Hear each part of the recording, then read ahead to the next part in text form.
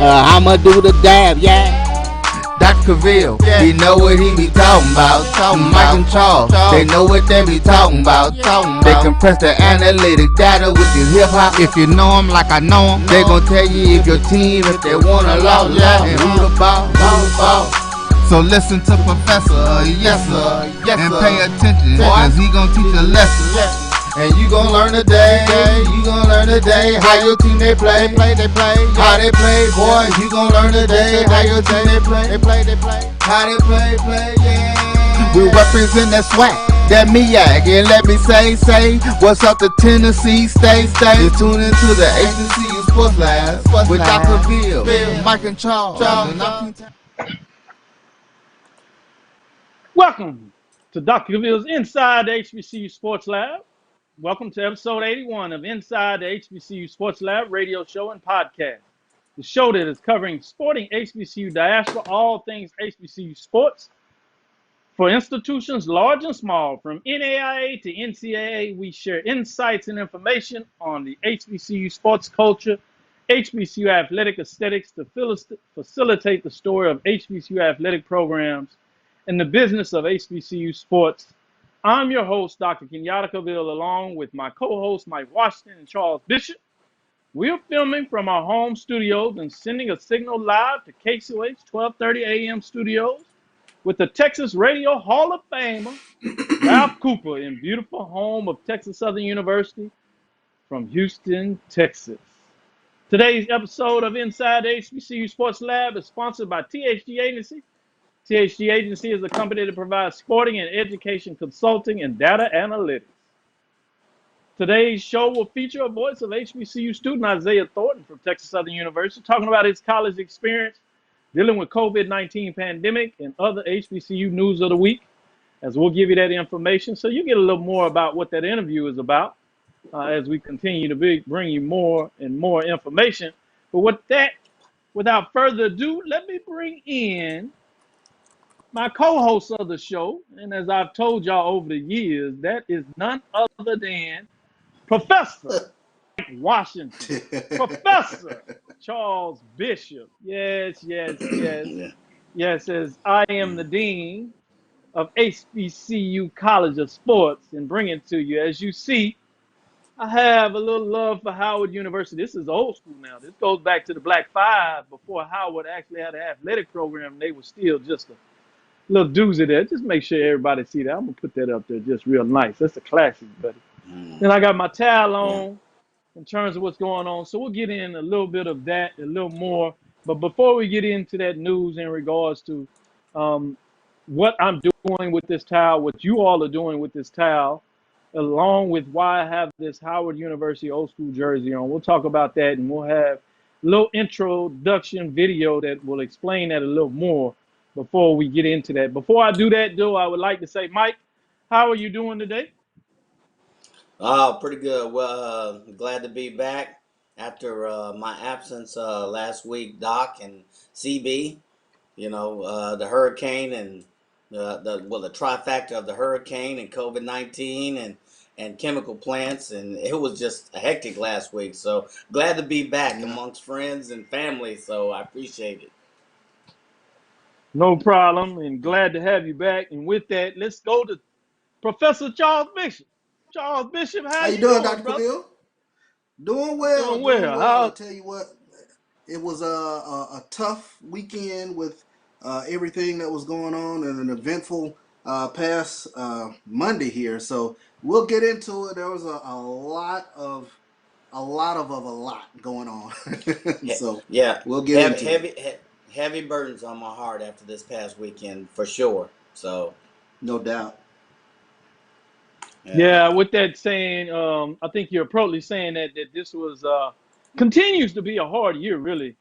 This weekend was especially hard for many people of different frameworks, as we alluded to, and we'll have a way to honor that. We're going to bring up Chad Bozeman's speech, the first part of it in terms of Howard University 2018 commencement speech. We now know that when he gave the speech, he was actually diagnosed 2 years into his battle, essentially when he was diagnosed with colon cancer, essentially in regards to what was going on. And when you look at that speech, you start to ask your question, was he talking not to just those students? Obviously he was, but it looked like he had some introspective framing that he was talking to himself as well. It was dynamic.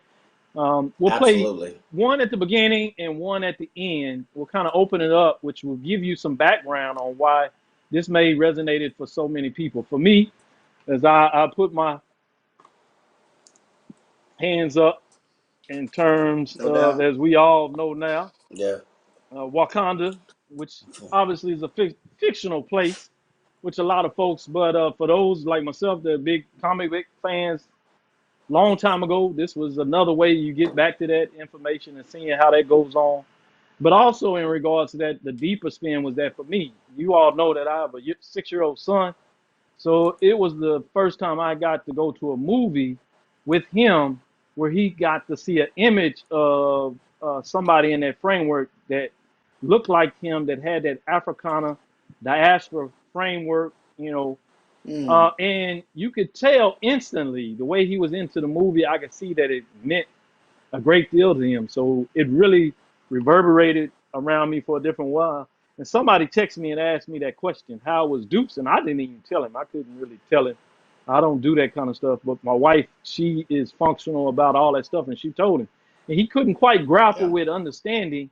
How could he know he's not here and he's understood deaf? But how could he not be here and he's on the screen? Because they had the show that night, Saturday night, when we heard all that and he was watching it. So that was shaking me up. So I did a lot of stuff. So without further ado, if you would, great super producer Roy Evans, go ahead, play the video. If you would, we're going to play again. We'll set this up. This is Chadwick Boseman at Howard University's 28th commencement speech. This is President Frederick for Howard University doing the introduction. So check this out, and hopefully it resonates with you as much as it did with me.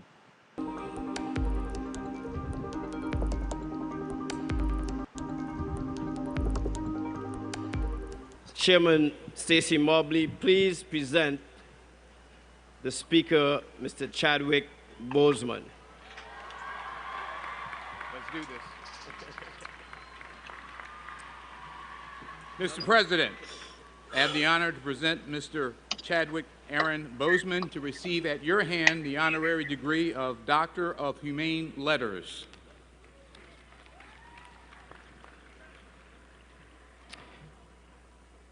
Chadwick Aaron Boseman, quintessential artist, actor, director, writer, your unique ability to completely embody the characters you chose to portray on screen and stage has created a phenomenal global sensation in the world of film and entertainment unlike any in recent history. Beginning with your work in the film 42 in 2013 as the legendary Jackie Robinson, who broke the color line in Major League Baseball by signing with the Brooklyn Dodgers at a time in America when blatant racism was rampant. And I told Chadwick last night that Jackie Robinson and Martin Luther King Jr. received honorary degrees on the same day right here at Howard University as well.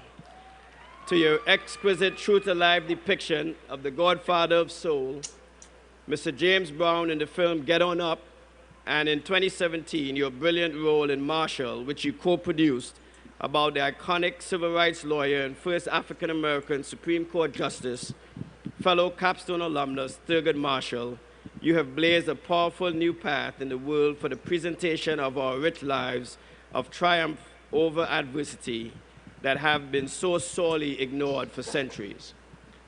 In this blockbuster year of 2018, audiences and critics around the globe have heralded your magnificence as T'Challa, Black Panther, in the feature film of the same name, and the entire movie has set afire in the hearts and minds of people of all colors, creeds, and races, the likes of which has never been seen before. You said that you had written in a journal years ago your desire to be the Black Panther. The world is in worship of Wakanda, the fictitious, technologically advanced, and mineral-rich African nation ruled by the Black Panther, who is based on a Marvel Comics character which debuted just over half a century ago. Also in 2018, you reprised your role of T'Challa Black Panther in Avengers Infinity War, which is the fastest film ever to pass $1 billion globally. You came to alma mater as an undergraduate of T.L. Hanna High School in your hometown of Anderson, South Carolina, where you were reared in a loving, supportive home by your mother Carolyn and father Leroy Bozeman.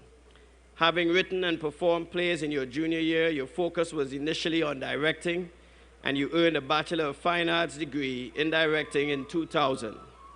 You were fortunate to have taken classes from the acclaimed Felicia Rashad, who raised the funds for you and fellow classmates to attend the British American Drama Academy in London. While your plan was to hone your talents as a writer-director, it was your exposure to Rashad's teaching that opened you to the fruits of acting as well. Settling in New York, you began your career teaching drama at the Schomburg Center for Research in Black Culture in the Junior Scholars Program in Harlem in 2002. You landed your first television role on Third Watch in 2003 and had a series of other roles on CSI, New York, Law and Order, and ER, to name a few. While continuing to write plays, you felt it was possible to do it all despite your agent pressing you to choose one artistic area of focus. Ultimately, you did see the value in this advice, even though you had success with Deep Azure, based on the tragic true story of Howard alum Prince Jones, who was murdered by a Prince George's County police officer. Your decision to move to Los Angeles in 2008 opened the way for more achievements, as with your role in the television series Lincoln Heights, then your first feature film, The Express, and a regular role on Persons Unknown in 2010. Other films included The Kill Hole, released just before 42, in which you starred opposite Harrison Ford, Draft Day with Kevin Costner in 2014, and Gods of Egypt, in which you played Thoth. Chadwick A. Boseman, beloved son of alma mater, your dedication to excellence, your pioneering, indomitable spirit, and motivated commitment to your craft stands as the hallmarks of your incredible life and career. You are a shining exemplar of our cherished core values of leadership, excellence, truth, and service. It is with heartfelt respect and loving gratitude that we salute and honor you as orator on the historic occasion of our 150th commencement, conferring upon you the degree Doctor of Humane Letters, honoris causa. Congratulations.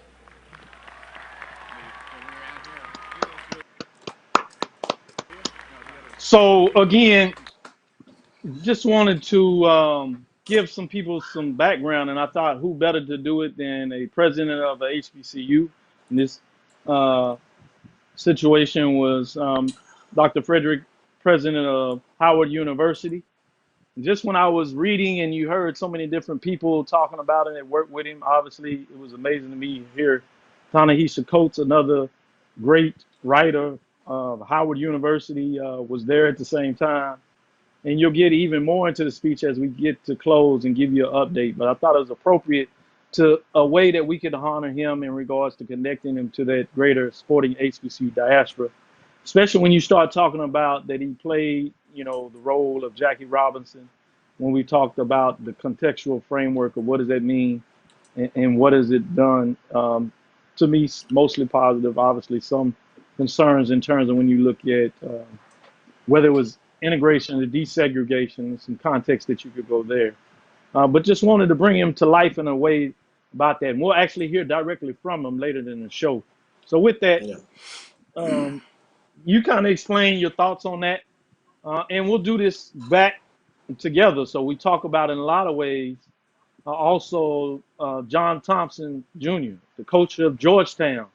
And for us, I would imagine, and we haven't even talked about this, so I hope I'm not out of turn, but growing up as a little African-American boy, Black American, whichever term that you want to talk about in terms of the diaspora, and seeing somebody when you're a fan of sports, and contextually you trying to wrestle with all these different issues, and many of us have come to what it means in terms of diversity, equity, racism, ethnicity. We've seen that in so many different ways in terms of what does that mean for us in the platform of the HBCU landscape, and just being, again, African-American, Black men, Black Americans in this country.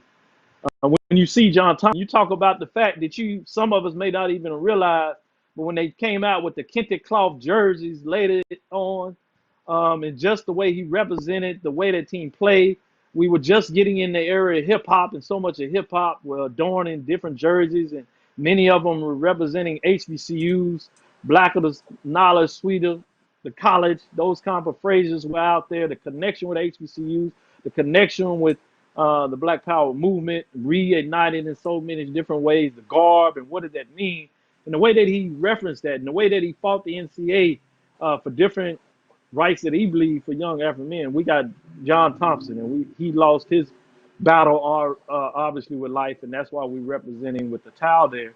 And you may say there's no direct connection in terms of HBCU, but we're everywhere and we're everything, and there is a connection. Shout out to Stephen Gaither as he does it again, HBCU game day, and he reached back in the archives and talked about Coach Thompson, I'll call him, in regards to his relationship he had with C.E. Big House Gaines.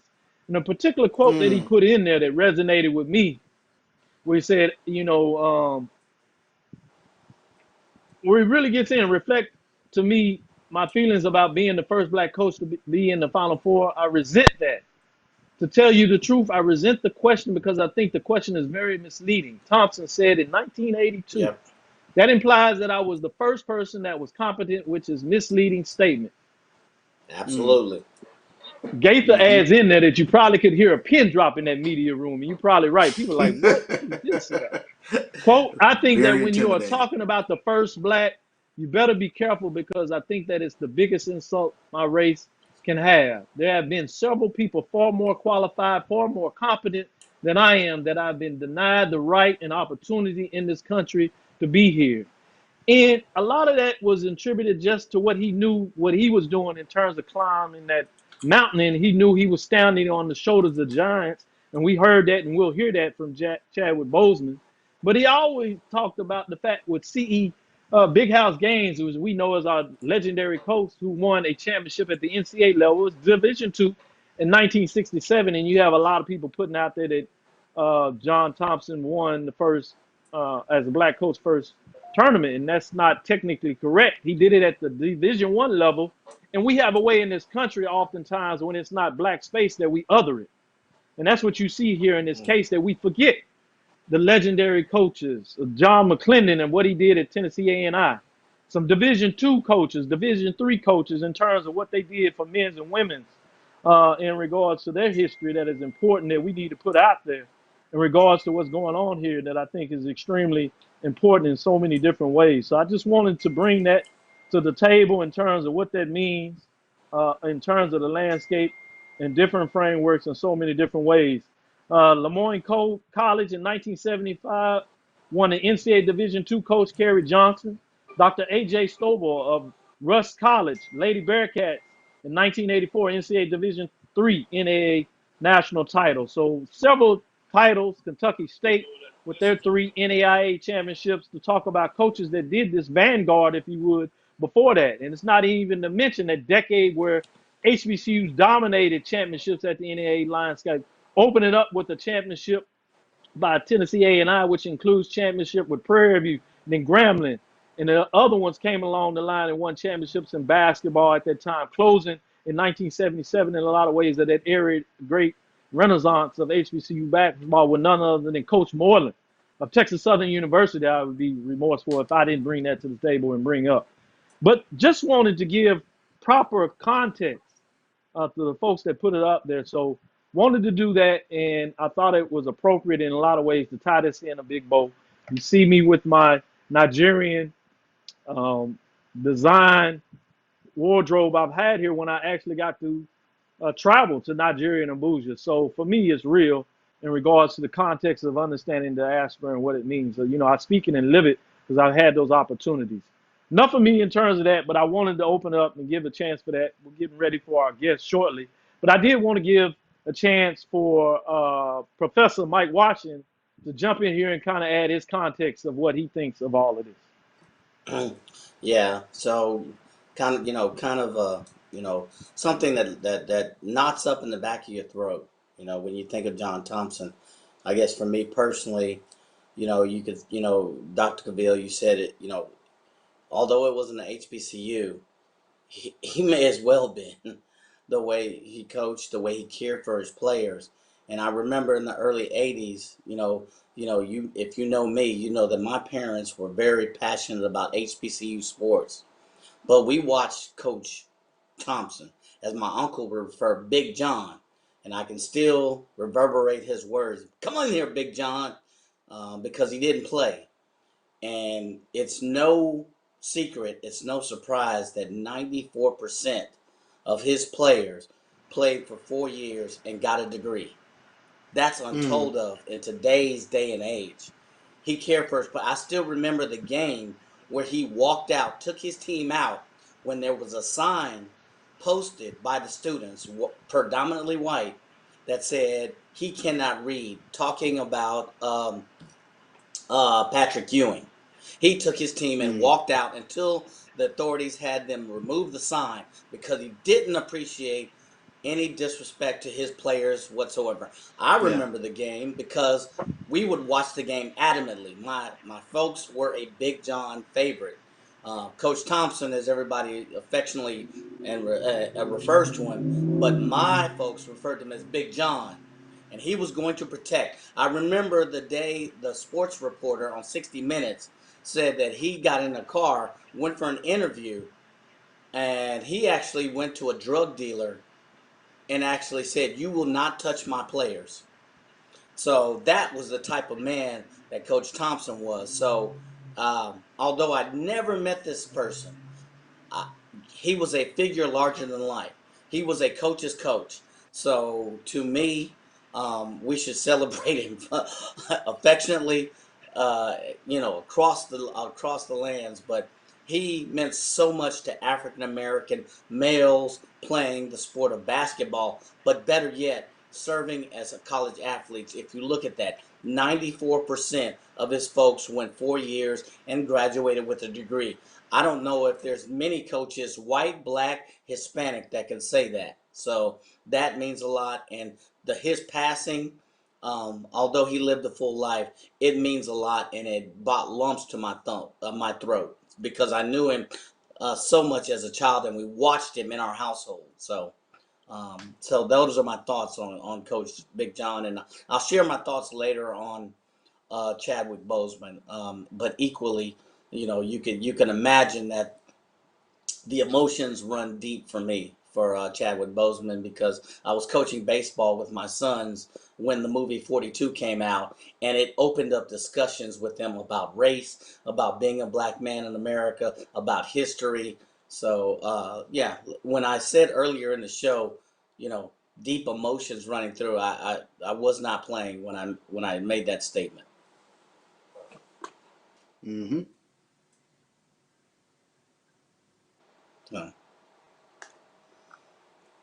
When I think about John Thompson, the Hoya paranoia jumps out. And you talk about the early '80s.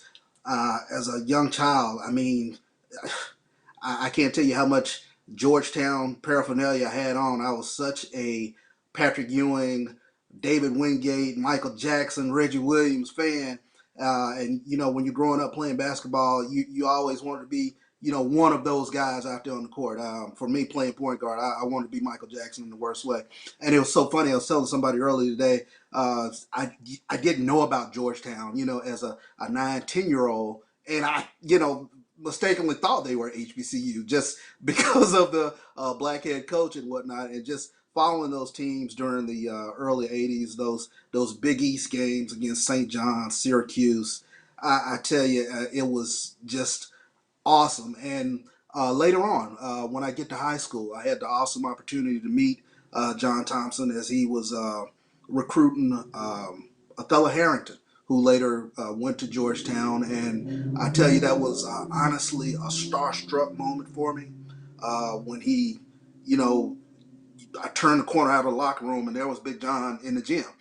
And he was a very intimidating presence, 6'10", stern looking. But I tell you, that was a moment I'll never forget. And later on, I mustered up the courage, to ask him about the '85 game against Villanova, and I'll never forget. He said, son, it's simple. Um, they put the ball in the hole a little bit more than we did, and that's that.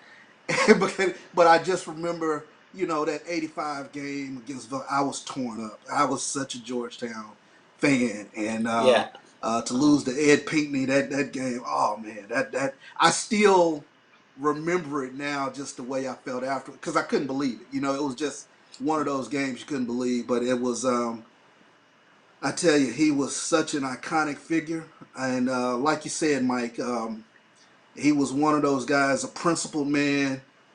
You mentioned the fact that he took his players off the court protesting Prop 48, yep, protesting the treatment of Patrick Ewing at the time. I can't say enough about John Thompson. He was just a tremendous individual that you'll always remember, and one of those coaches, you kind of as a kid dream of wanting to play for somebody like that. absolutely, Yeah, without question, CB. yeah, it's amazing. I appreciate you sharing that, Frank. We always are open and candid, which we hope our fans really appreciate when we bring on that type of information from that perspective. Like you said, I'm gonna send another one of our good friends, Chris Gardner, that does a lot of work behind the scenes for us. Give him a shout out, like you said, how people really have a profound spot when they talk about Villanova doing that upset of Georgetown, similar to Chris Gardner and some of those in the Texas area, I should say. We don't speak a lot about um, non-HBCUs, or what I refer to as HWCUs, historically white college universities, but that's similar to that North Carolina State upset win over University of Houston for Chris Gardner. I'm gonna give him a little love there, just a little bit, Chris. Don't get too happy, because I know you're gonna be frustrated with that comment. But we'll Yeah, put it out there a little bit. But that's to him. But the other thing that you talked about, with some people maybe seeing them as HBCU, a lot of people in the South know about HBCUs, and some people joke on that. Some people take it seriously. But one context that I think is important, I'll kind of borrow something from Nas that he's gone with his new song talking about Ultra Black. One thing that you recognize about the Hoyas that really get you into that black space, if you will, when you talk about it, is just how black and how proud they were when we talk about the context of why you could see that connection. And a lot of that was because of that ultra black, as Nas says in his new song about the pride, in a lot of ways, giving it back up, talking about Chadwick Boseman and his playing of James Brown when he said, "Say it loud, I'm black and I'm proud." So with that, let's bring in guest Isaiah Thornton. He's a Texas Southern University student. He was the previous Isaiah, intern of this shoot when we were in the Isaiah. studio. So certainly want to give him a little love appropriately as we bring him to Texas the College, table. Yeah. Uh, Texas College in the house. so just wanted to make sure that we gave him some love. Every once in a while we get a chance to talk about the people that are running the organizations. We get some privileges to even talk about the athletes that play the game. We had a show where we brought in some young ladies that graduated from FAMU that were starting their own show. And so you've seen us talk to researchers that do about HBCUs. But every once in a while, I think it's appropriate at some point that we honor the students that we work for, especially me as a professor.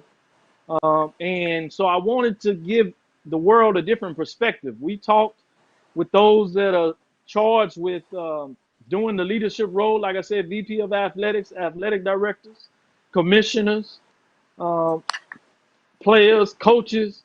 Now we're going to get a chance to share what is this COVID-19 pandemic experience for a student that is in the mix of this from his perspective, to let you know of what does that look like. So with that, Isaiah Thornton, welcome to the show.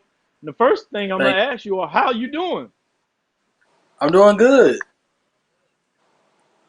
I'm doing Well, it's really good to good. have you. Good to see you guys.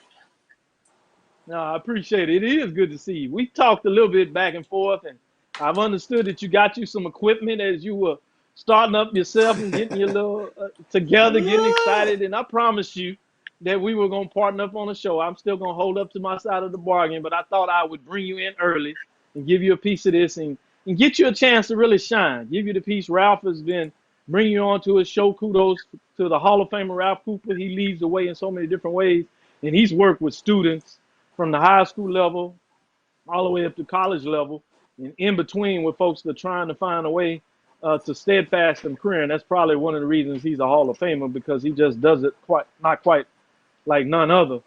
And so I got a chance to listen to you on your show, and I was like, what am I doing? Why I hadn't had Isaiah on the show? So with that, let me get right to some questions. As you say, you're doing well. You know, how has COVID-19 affected your vision of school? How was that being able to leave school abruptly, you know, still having to figure out a way to get your classes? And I hope you did well for the semester. And then thinking you were going to have the chance to come back to school, follow some sports, and we'll get in some of the sporting context a little more to give you that perspective. But right now, this is about you. How did all that sit with you? How did you deal with that? Well, starting with the spring semester, I finished well. I had 4 A's and 1 B. I was really upset about the B, but I was just happy that I passed. So, and then starting this past fall, you can see, because I have a lot of older teachers, so some are in their 50s, some are in their 60s. Internet's not really their thing, but they're getting used to it. They're responding well. They're talking to us well. So, I mean, we're all in this together. We're all working hard, trying to grind this thing out and just get through these next 10 weeks. Mm-hmm. Good stuff with that. I appreciate that. Go ahead, if you would, Charles, ask a follow-up question, and then we're going to push it to Mike, and then we'll get into some more things. We might have to take a quick break, and then we'll come back. But with that, let me go to Charles. Go ahead and follow up with a question, Charles. Well, Isaiah, talking to us a little bit about what you're working on. We're used to you being behind the camera and setting up things for us as only you know how. But what about the stuff that you're doing in front of the camera? Yeah, this is different. I'm starting a podcast with Doc, and then I'm gonna Mm-hmm. start another podcast with one of my friends. But you guys inspired me to get back into the podcasting game, radio game. So over the summer, I went and spent it's about $1,000 for the equipment from Guitar Center. So about $1,000, and so I get 2 mics, a mixer, a board. So now I just need a co-host, and I found my co-host now. So we're gonna start that in about a month. Oh, Nice. So I'll be back. So I'll be in there. I'll be in the radio game with you guys. So are we talking Oh, yeah. HBCU Welcome sports? to the What family. we talking about? We talk about everything. Music, culture, sports. He's a real big conspiracy guy. I'm not, but I'm just here to listen. On that part. But I'm a conspiracy yeah. guy. You're a conspiracy guy. Yeah. So Mike Mike don't know nothing about no conspiracy. Don't believe that. Mike, go ahead and follow up with your question. Yeah, so congratulations on your start. It's good to see you, kind of kicking things off. So my question is, you're starting off now, and you're at the ground eye level for, your generation. What do you see? What do you see as the challenges and the next steps for really expanding your platform, given this atmosphere of COVID-19? How do you leverage it? How do you make it successful? And what's your plan to kind of tackle some of those challenges, given the current landscape that we're in? I think it starts with just getting your resume together. I guess people in my class right now are looking at this COVID deal as we can't really go outside to interview folks, but we've been challenged by our teachers to go and make these videos happen. So in my case, I'm doing broadcast journalism, so we're challenged every day. Hey, go get a story, go write this story, do something productive. So I guess my generation, we have to be more productive. So this is my senior year. So my senior year right now, my goal for 2020 to 2021 now, just be very productive and have enough enough, as you say, work, or enough real to try to change something in the space. Wow, I Gotcha. love it. Okay. That's what I preach, man. And I love to hear that, and I'm glad to see that you're focused on, you know, landing your spot and making your difference of how you see that to be, which is perfect. With that, this is Dr. Bill inside the HBCU Sports Lab with Mike Washington and Charles Bishop. We'll come right back right after this short video break, commercial break, if you would, with Isaiah Thornton, Texas Southern University student and previous intern of the show. We'll give some shout outs to those that are following us on Facebook Live. Appreciate all our viewers out there. Hope you appreciated the open part of the show, and we'll get back to make sure we get you some of those shout outs because I know y'all going off. I'm reading what you're doing on Facebook. We appreciate all the love and the sentiments in the comments. Keep them going. Keep sharing with everybody. Get the information out there. We appreciate you. With that, we'll take a short break, and we'll be right back with Dr. Bill's Inside the HBCU Sports Lab radio show.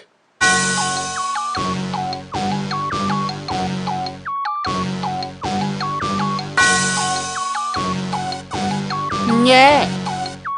I love my HBCU, and boy, I love it, love it. I love it, love it. I love my HBCU, and man, I hope my team they won. Yeah. I hope my team they won. Yeah. Man, I hope my team they won. I hope my team they won. Yeah. I tune into the HBCU Sports Lab to see if my team won or lost. If they lost, I'm quiet as a mouse. But if they won, keep tab. I'ma do the dab, yeah. Dr. Cavill, he know what he be talking about. Mike and Charles, they know what they be talking about. They compress the analytic data with the hip hop. If you know them like I know them, they gon' tell you if your team, if they won or lost, and who the ball. So listen to Professor, yes sir, and pay attention, cause he gon' teach a lesson.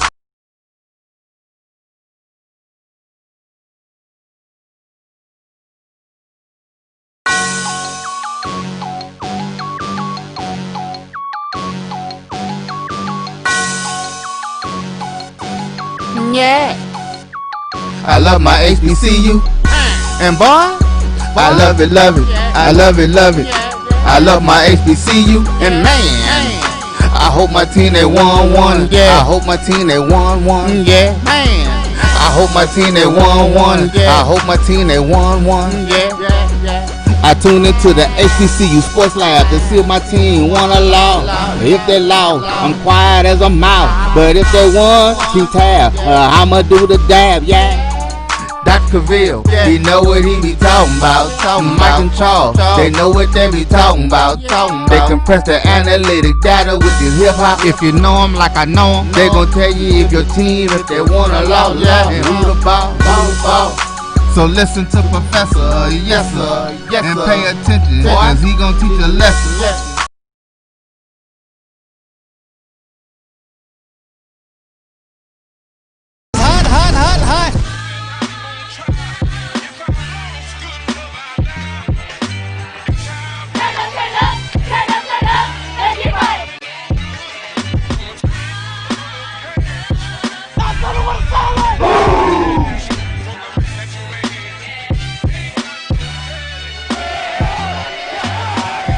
Well, you know how we do it at HBCU game, man. You know what time it is. You already know. Play. Turn down, turn down. Turn down for what?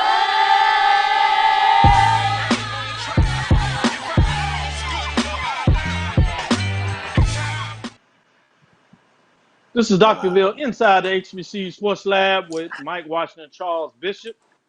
Just wanted to give you a little update of how we continue to bring the greatest and latest to you. We're interviewing with Isaiah Thornton, Texas Southern University student and previous intern of Dr. Bill's Inside the HBCU Sports Lab. He's currently working and interning with the legendary Hall of Famer, Ralph Cooper, with K-Switch 1230 as he gets it done there. That video was just an update to let you know HBCU Game Day and its flagship television show, No Huddle, is back for season number 2 on Aspire TV starting this Sunday, September the 6th at 12 noon, and that is Eastern Standard Time. Check that out. Your boy will be on there as a SWAC analyst, so you know I wanted to make sure I got some love out there to do it as your boy continues to try to step up. I'm trying to get it done, big guys. I see you, Doc. I see you. With that, let's get back to Isaiah. I want to just get right to it again.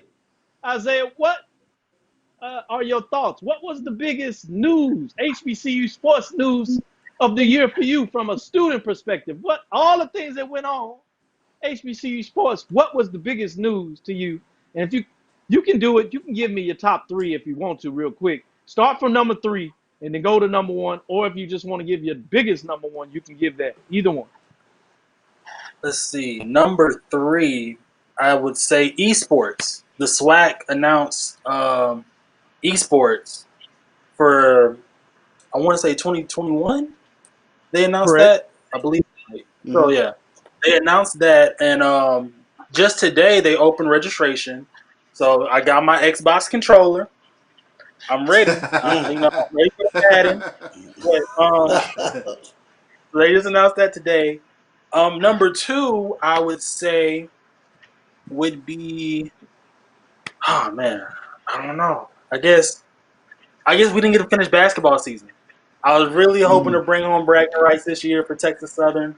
I was ready to, to tell Prairie View fans, hey, we got it again, but and so number 1, number 1 was is that what we're going with? Is that really what we're going with? Is that what we're going with? That's what we're going with. If you want some on this is hit. So number 1 would be, I guess, the SWAC moving fall sports to the spring. That'd be the biggest thing. Yeah. Absolutely. Oh man, that's fascinating. I was surprised that he didn't talk about the FAMU Bethune-Cookman 2021, but that's why I asked you, because I wanted to get a different perspective.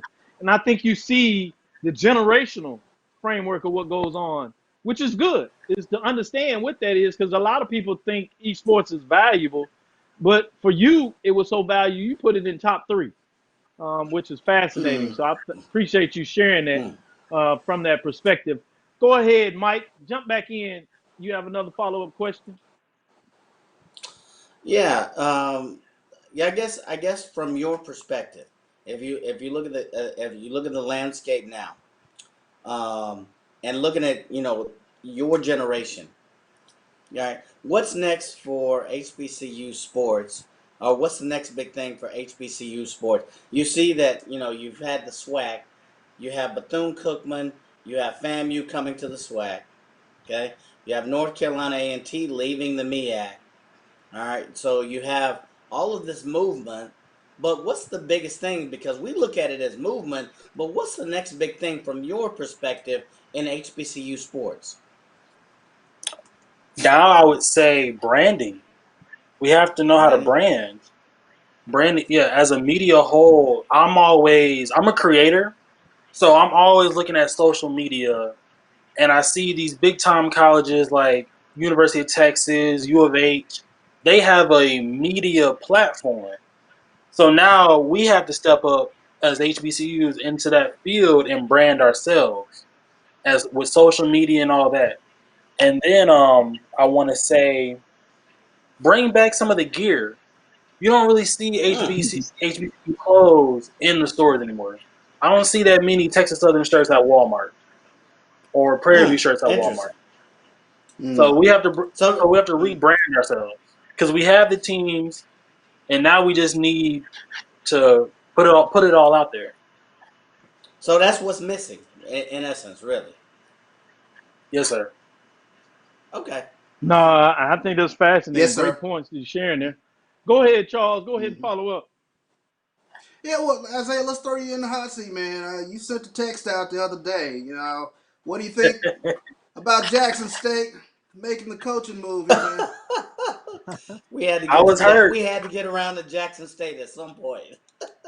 Hey, we running out of show. We got to get to it. You know why I was hurt? I'm taking too much friendly fire over here.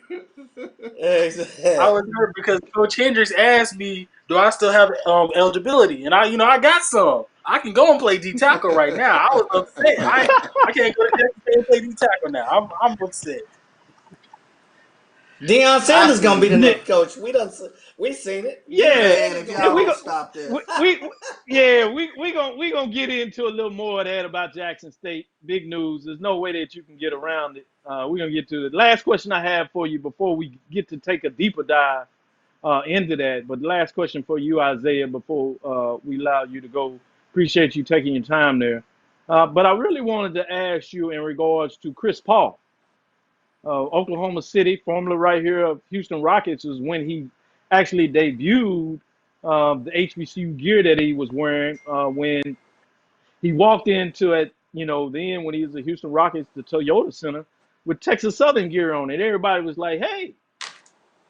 And he has grown that and worked towards that. And since they've been in the bubble, we noticed, obviously, and it's lit the internet ablaze with his representation of HBCU gear. It even more so is Jordan Brand sneakers that he has used the logos and names of several different HBCU programs and literally covering all conference, some independent programs up from Lincoln, Missouri, all the way from CIAA. Went back there most recently this week, come through the SWAC, obviously the SIAC, the MEAC, and some of the independent programs such as Hampton, Tennessee State, and FAMU gear on. So he's represented quite a bit in different angles.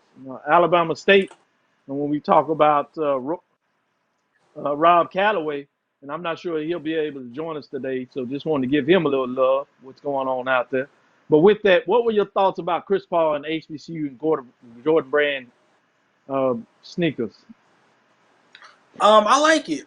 Last year or 2 years ago, when he was a Houston Rocket, me and Taylor York actually interviewed him at the Rockets facility at the Toyota Center, and even then he told us he was a big time. His family was a big time Winston-Salem State alumni, so they all went to Winston-Salem State, and he chose to go to Wake Forest.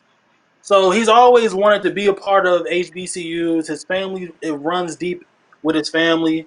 So he just, I'm glad he puts his brand on the line and shows us a lot of love. So it's really nice to see. Yeah. I wish I could get those Texas Southern shoes if he got some Texas Southern shoes. But it's nice to see that he has a platform of his own and he puts it out there.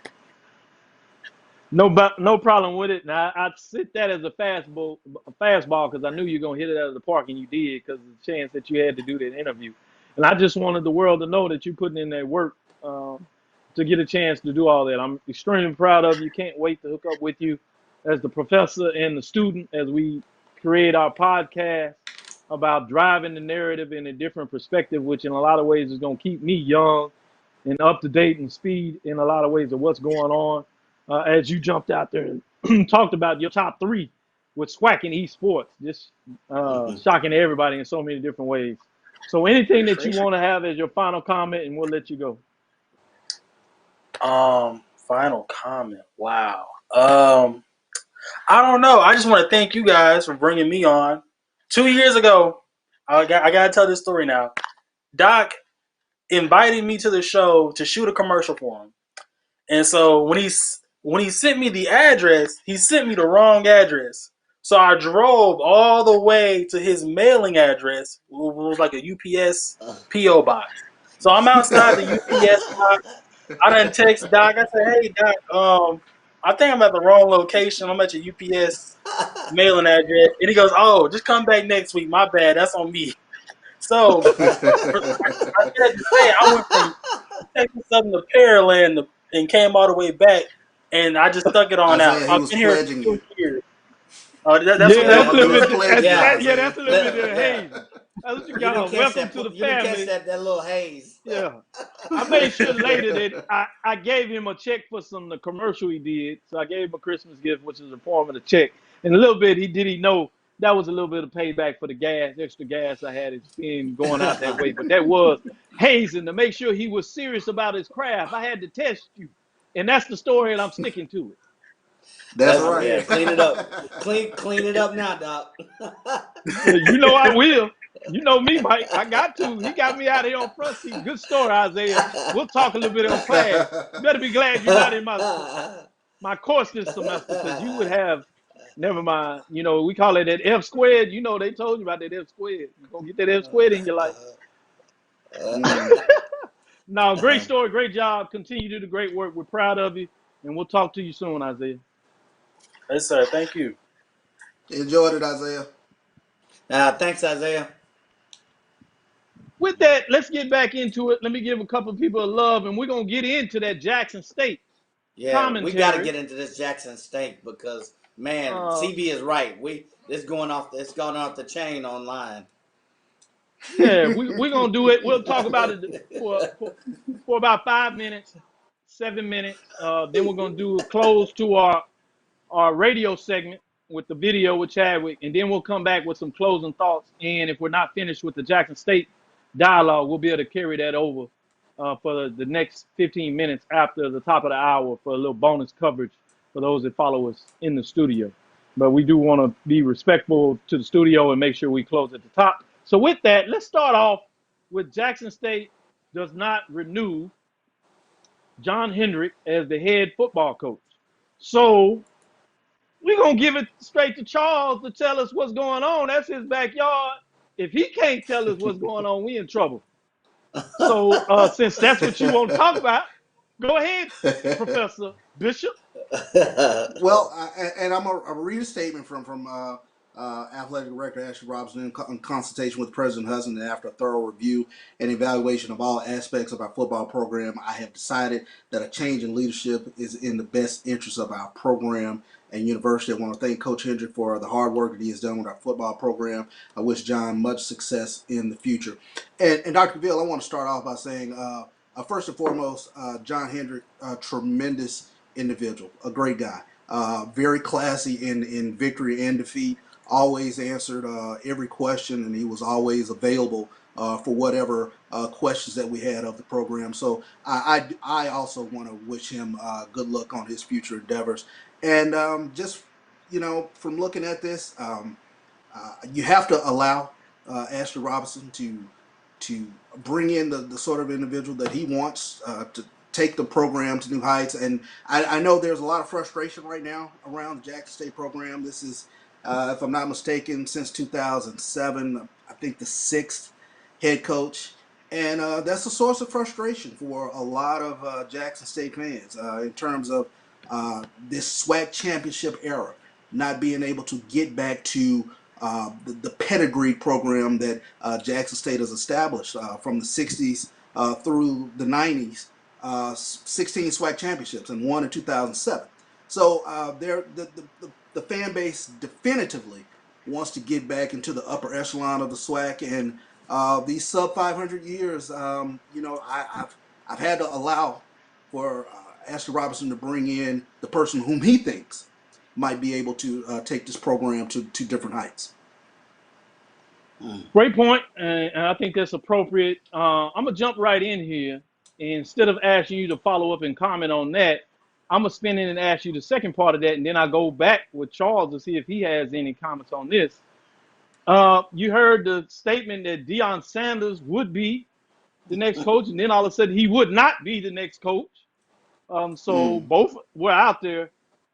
Mike, what are your thoughts on if this would be? Would it make sense to have Deion Sanders as a coach? What's the pros and cons to it? Do you believe what's out there that he is or he isn't? What is your take on all that?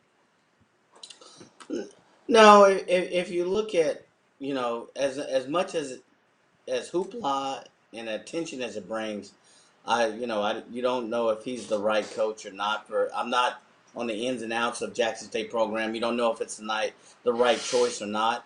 I know that he was there this past week, coaching a high school football game. Trinity versus MRA. Madison Richland Academy. Mm-hmm.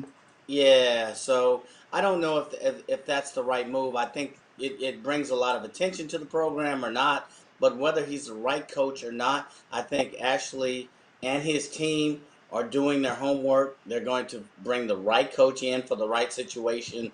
And I'm not sure if Deion at this point in time is the right coach for the right time. I don't know if he, it's all about relationships. It's all about matchups. It's all about bringing the right pedigree to the program. And you have to look at that before. As much as the big name sounds good, um, and several statements have been mentioned that it was in coincidental meetings with the Jackson State folks. There was no recruiting. There's no intent to hire Dion. So it's been made crystal clear in several statements that he wasn't brought in as a candidate. But if prime time comes to your place, you got to meet prime time. But the rumors will flocculate. So Right, I don't think right, I don't. right. So I don't know. CB, can probably allude better than I can, much better than I can. What's best for the Jackson State team? The only thing I would ask is, kind of the questioning. Hendrick. He's been there since 2018, so that's 2.5 years. Did he have enough time? And why now? Why now at this point in time? That's the only question I would ask. He's a quality guy, great coach, as you alluded to, CB. So why now? Why at this point in time? And if not, who's the next potential candidate out there? Realistic potential candidate out there. All valid I think that's a questions. great point. Yeah. Go ahead, Charles. No, go ahead, Doc. No, I was saying all Yeah, valid questions in terms of whether a name like Deion Sanders is actually the right person. I'll be honest.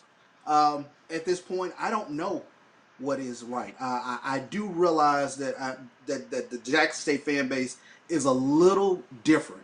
Mike, you mentioned he was there for 2.5 years, and you will have people who say you need at least 4 years. But this is a fan base that will get up on you real quick, and it's a Gotcha. knowledgeable fan base. And I was talking to a buddy yesterday in terms of the culture around Jackson State and the city of Jackson. As kids, we grew up, 7:30 game, by 2 o'clock, it's time to start getting ready. And by 4 o'clock, you were at the stadium tailgating, and easily, 40,000 people in the stands. This is a city that revolves around that team. When they're doing really well, it is a boom for the city of Jackson. So I think I'm at a point where I'm not sure who the right person is. And trust me, I got thrown out a whole lot of names let me yesterday get you to on. put a pause on that.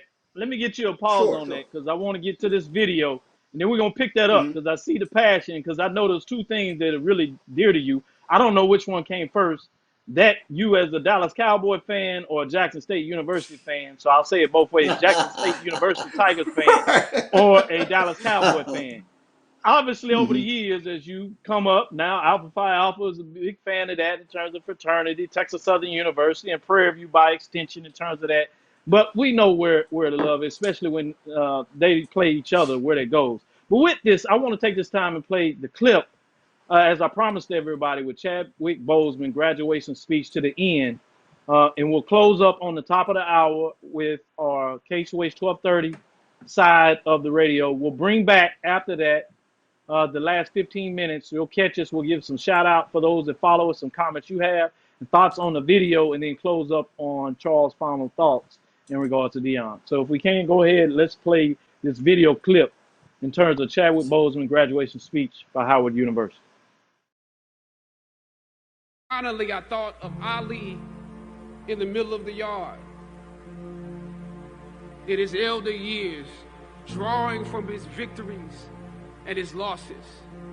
At that moment, I realized something new about the greatness of Ali and how he carried his crown. I realized that he was transferring something to me on that day. He was transferring the spirit of the fighter in me. He was transferring the spirit of the fighter to me. He was transferring the spirit of the fighter to me. Sometimes you need to feel the pain and sting of defeat to activate the real passion and purpose that God predestined inside of you. God says in Jeremiah, I know the plans I have for you. Plans to prosper you and not to harm you. Plans to give you hope and a future. Graduating class, hear me well on this day.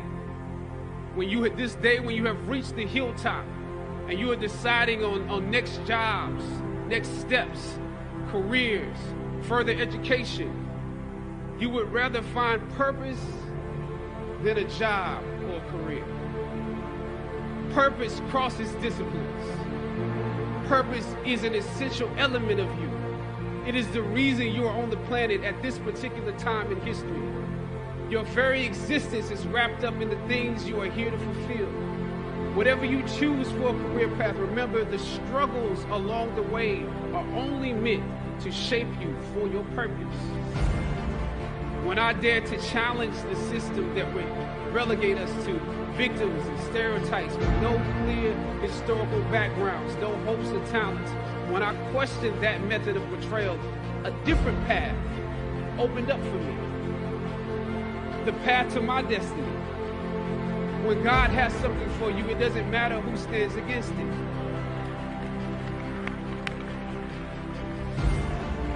God will move someone that's holding you back away from a door and put someone there who will open it for you. If it's meant for you,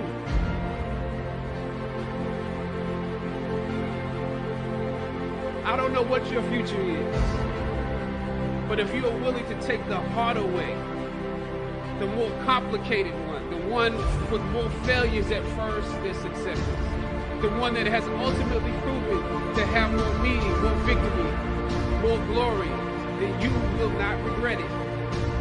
Now, this is your time.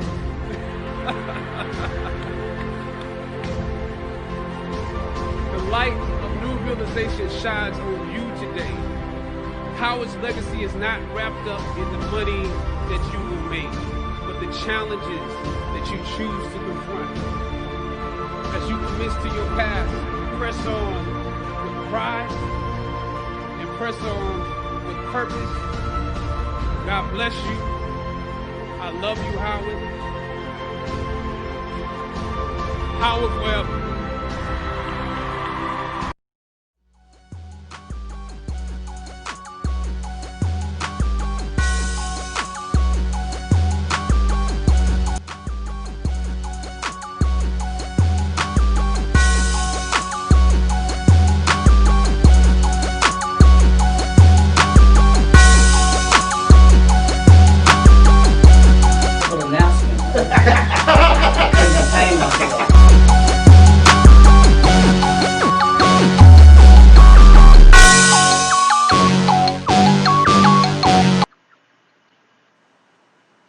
Yes, sir. Yes, sir. This is Dr. Ville inside the HBCU Sports Lab with Mike Washington, Charles Bishop, signing off KCUH 12:30 a.m. with Texas Radio Hall of Famer Ralph Cooper. As we said right here in Houston, Texas, we're going to give you a little bit of bonus hour, 15 minutes. On the top of the hour, we'll give you a little bonus. We will not have Rob Calloway as we do it, but I hope that resonated with you as that really resonated with me in a lot of ways. Got a chance to play that for my son as well, and the impact he had. So a little bit of that's me talking to my son. So I'm doing this show in a lot of ways through him, for him. And so that's more of that dedication. Before we get back to it, want to get out, shout out. I hope the folks like the new updates that we're making here with Stan Hardy, Israel Holmes, getting it done. Jimmy Wilson, Lawrence D. White, Anthony Weston, representing, obviously, Prairie View Grambling, Alabama A&M. We have the venerable Brian and AD of Sports Rap right here of DCSN. Download your app. Check out their show. They did a brilliant show over the spring sports just about a week or so ago. Go check it out if you hadn't seen it. Brian's teasing you there, Charles. He talking about prime time.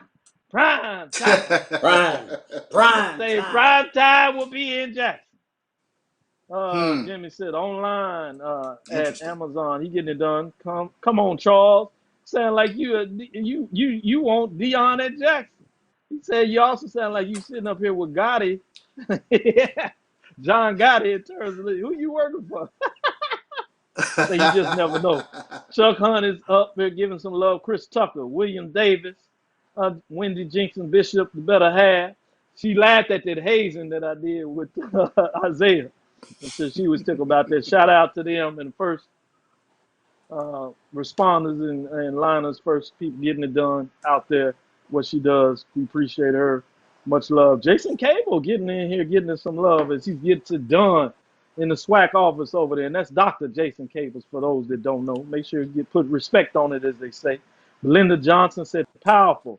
Willie Alex Hines says he loved watching W.C. Gordon teams on BET back in the day. Chuck Hunt says, I Wow. watched many of their games on BET, also watched them in person. I met Coach Gordon. He is a nice guy. Before I do that, let me just let you all close out with that segment. Give your final thoughts on the commencement speech. It was longer than that, but I thought I really wanted to play that as he ended it. I thought he ended it just perfectly. And as I said, it was amazing to me how much he was pouring into those students, those faculty and staff that was there, the president, administration, and personally for me, just was pouring into those that were watching. And something tells me he was actually pouring into himself, looking back in some way as his experience as a student there, walking those halls, those hallowed halls, the hallowed ground in that area, doing homecomings and all that kind of stuff. But then getting to pay it forward, and he was talking about himself in his fight that we found out that just recently that he was fighting during that time. So, Mike, what are your thoughts? Man, I think you really hit it. I watched the whole speech again on Sunday night, and there's another story that he gives. We didn't have the clip here about the hilltop at Howard University, and he said it's the hilltop because where he lived was at the bottom of the hill, and he gave the name of the street, and I forget the name of the street, but when he said the name, it reverberated. All the students laughed because he said he would have to bring all of his books up because if you didn't bring all your books, he wasn't going back to the bottom of the hill to that street to get his books.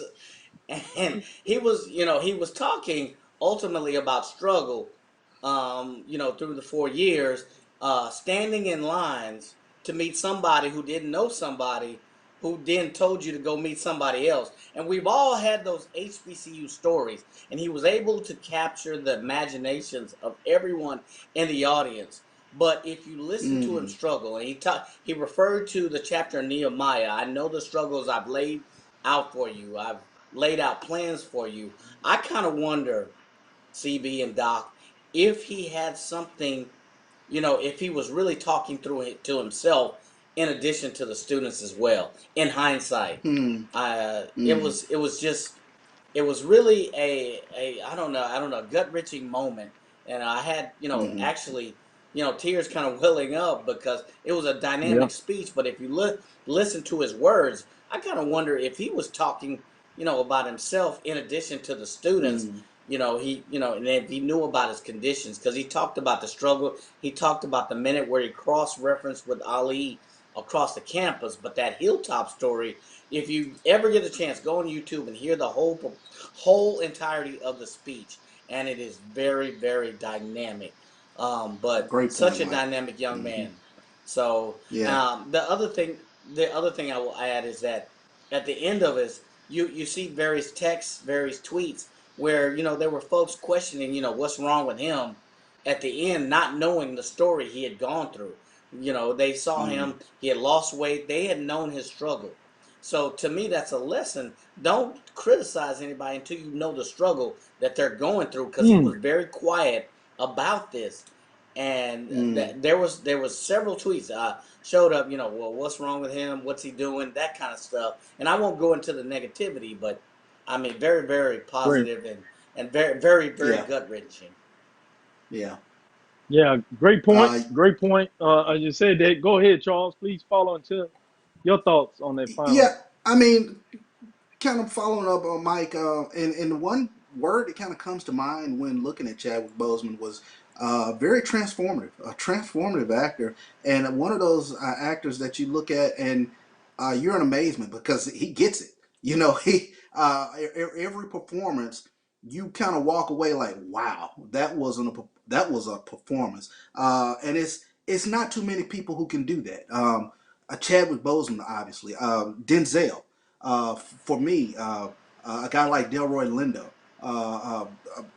another actor who's passed now, but Adolph Caesar. You know, just actors who that you kind of walk away from the movie screen like, wow, that was a performance. So, and everything that I saw Chadwick Boseman in, be it 42, 21 Bridges, the Five Bloods, out now on them, just tremendous. And you come away like, this is a great loss, just from a human perspective, but also from the industry of paying your money to watch a great performance. So we're definitely going to miss it. No doubt about that. I really appreciate y'all sharing your thoughts there with everybody. In terms of that, I did want to go back a little bit as you were giving some thoughts on Jackson State, Deion Sanders, the move for a new football coach, the history that was tied in that, and how important it is.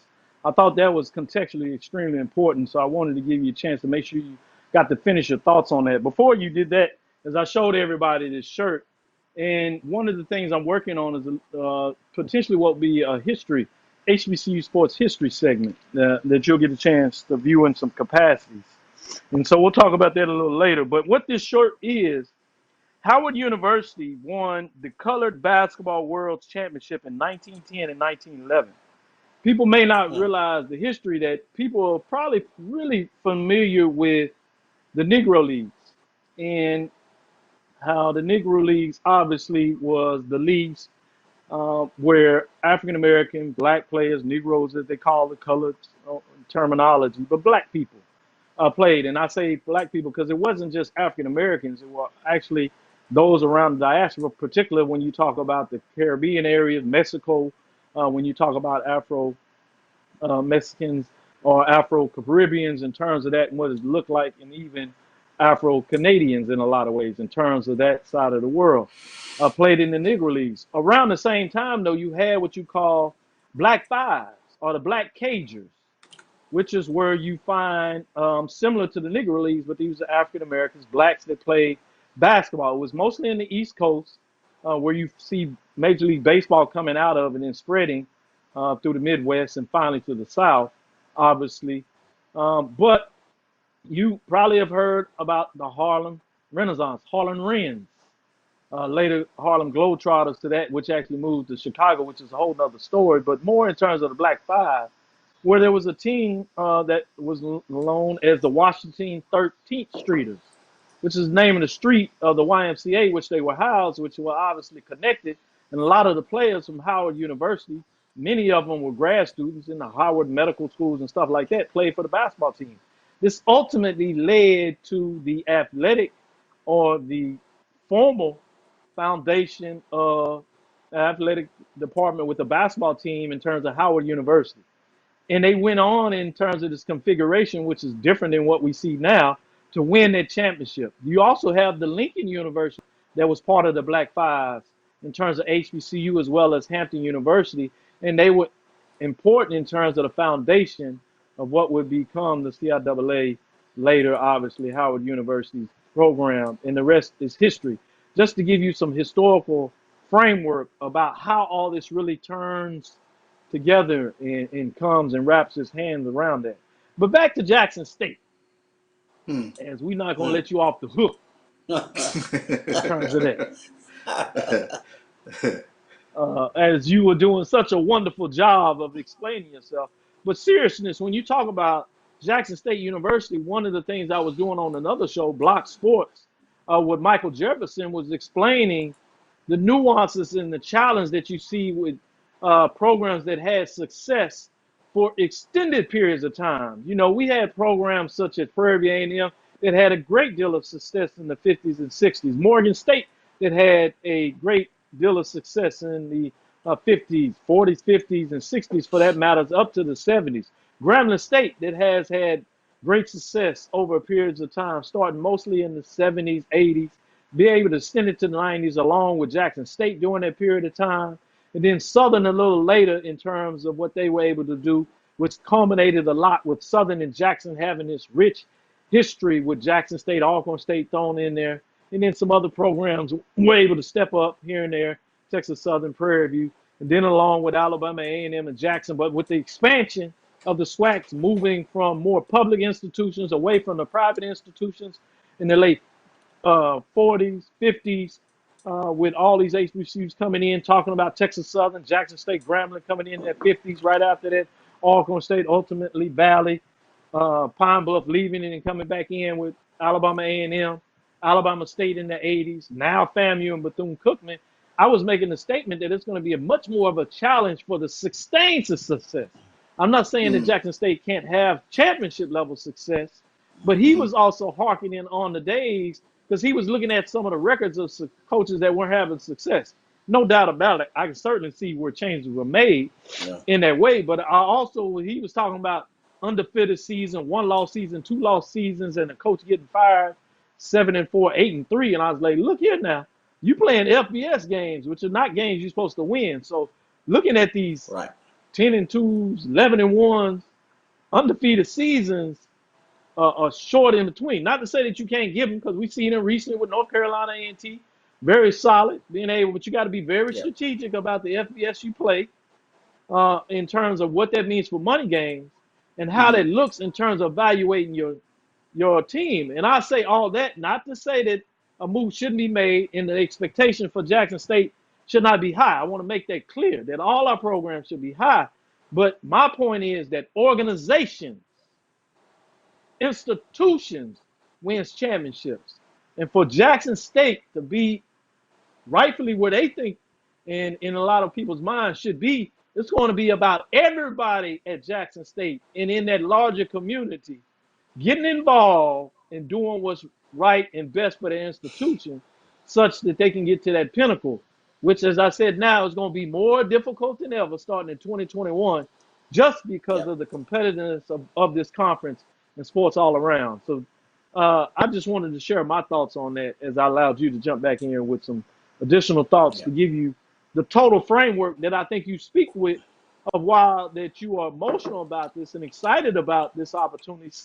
We're, concerned about this opportunity, but you understand the magnitude of what this means in terms of what this can do for this program and overall, but particularly for the sport of football, where, so many fans are excited about, rightfully so, of where Jackson State they believe should be and certainly could be.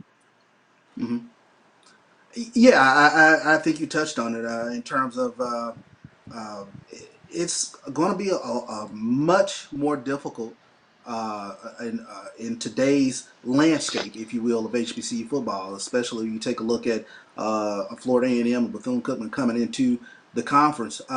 But again, and I say this in terms of the Jackson State fan base, the expectations will never change. The expectations were, there will be if the team went 7-4, there will be hyper analysis of the 4 losses, and that's just the way it is. And I've grown up with those expectations. You understand them. You understand, and Dr. Field, like you said, maybe one of those losses could be an FBS opponent nowadays, but maybe the other 3, if they happen in SWAC, you're gonna hyperanalyze the why and what was the game management. And this is and I joke about it all the time, but the Jackson State fan base is an extremely smart fan base, and me and a buddy was joking about it the other day. Somewhere in that 6 to 9 game sort of outlook of what that coach brings, people have formed their opinions of what Jackson State is going to be, whether that's right or wrong. But that is the culture of the program. So my sincere hope is whomever it is that I think for once the infrastructure is in place now at Jackson State to make a hire that I think that the fan base can galvanize behind. Certainly. This is Dr. Khalil with Inside HBCU Sports Lab. This is THG. Sponsoring today's show. THG Agency is a company that provides sporting and educational consulting data analytics. With that, Mike, want to get in your final thoughts of the show Then we'll let Charles get in some final thoughts of the show today. And I will just say this, as we talked about Chadwick Boseman, obviously John Thompson, but in that Black Panther framework, as you're talking about, Charles, I think it fits. The framework of that is heavy is the head that wears the crown. Yes. And so you're actually right. When you go Yeah. in a program that has great expectations, there's going to be a lot of things that are beautiful about that, a lot of things that come with those accolades. But there are a lot of expectations based on that history and people, where do people want to go? And that's great. Hmm. And it's supposed to be like that. But heavy is the head that wears the crown. And you have an Very much so. opportunity, as I always say, you have a great opportunity. And I am waited with bated breath to follow how that will work. With that, Mike, your final thoughts in terms of today's show. We got a little Amber Yeah. Alert out of Atlanta, Texas.